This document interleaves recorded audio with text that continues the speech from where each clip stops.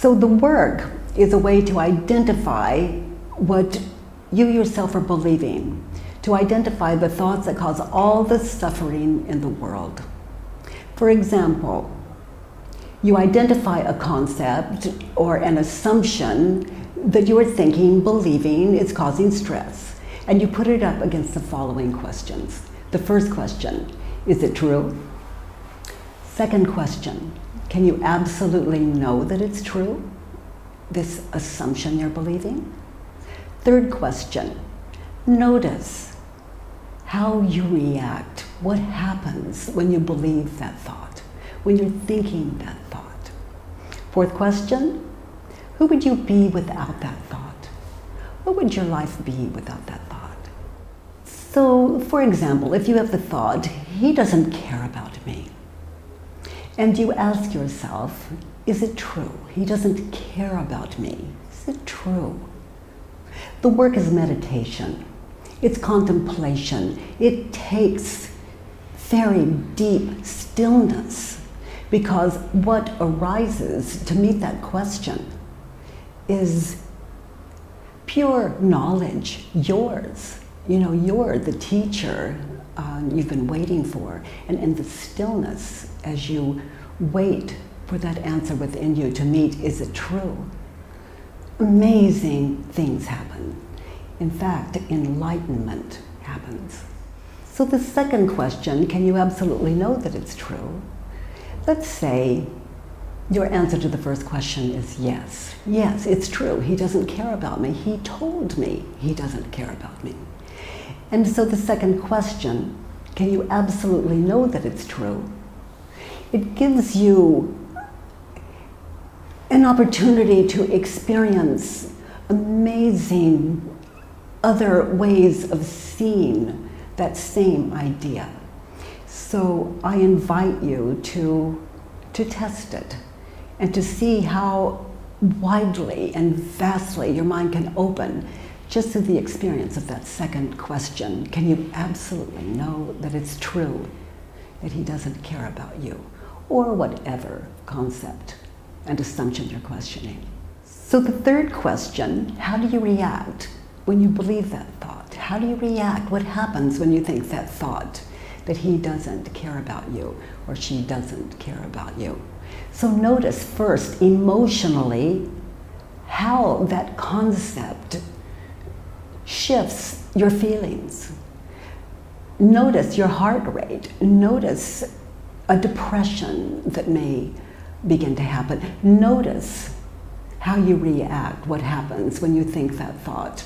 Notice the images of past and future that arise when you think that thought.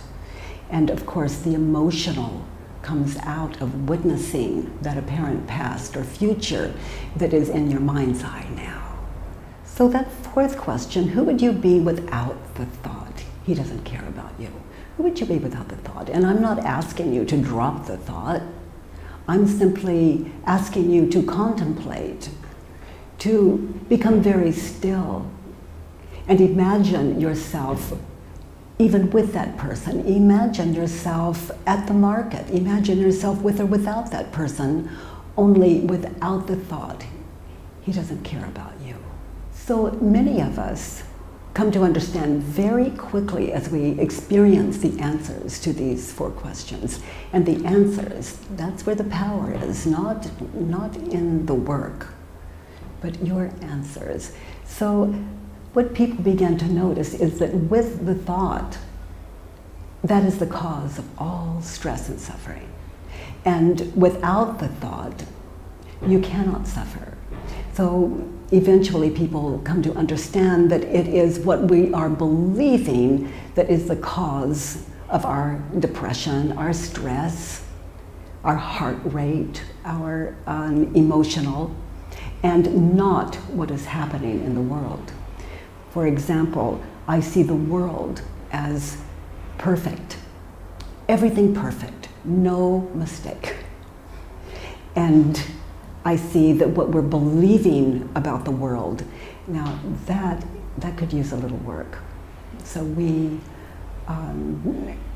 continue to work on the world to change it. And I'm not saying don't try to change it. I'm simply saying until we work with what we're believing, that we are going to continue to produce in the world the same war that has been going on since mind first began to attach to what it sees, a belief system that for me can no longer be valid. And this is what I invite you to.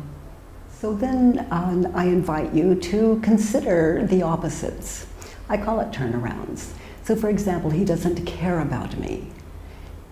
Turned around to an opposite, he does care about me. And then to become very still again, always remembering that the work is meditation. And notice genuine examples of where he does care about you. And your mind might scream, this is impossible, he doesn't. And to be gentle with that, and good, that's fine, and continue to find genuine examples of where he does care. And that's the invitation. Another opposite, he doesn't care about me. Another opposite is, I don't care about him. And that may sound insane, and yet I ask you to find genuine examples. To find genuine examples of where you have been uncaring toward him. And then in that, you may even want to apologize and make amends and make it right with yourself and him, if that's what it requires, for you to be right with yourself. Another turnaround, original concept, he doesn't care about me. Another turnaround, I don't care about me. And this can be stunning at first. And I invite you to get very still and to begin to find the genuine examples of where you have not been caring about yourself. And that, you know,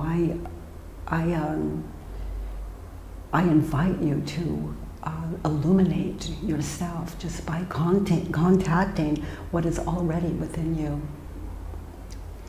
to allow it to be born through these 4 questions and turnarounds that I call the work. If you consider,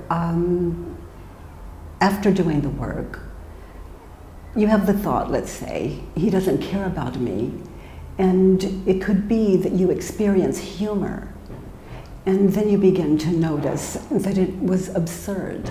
And then you begin to notice that what used to cause depression when you had that thought now brings a kind of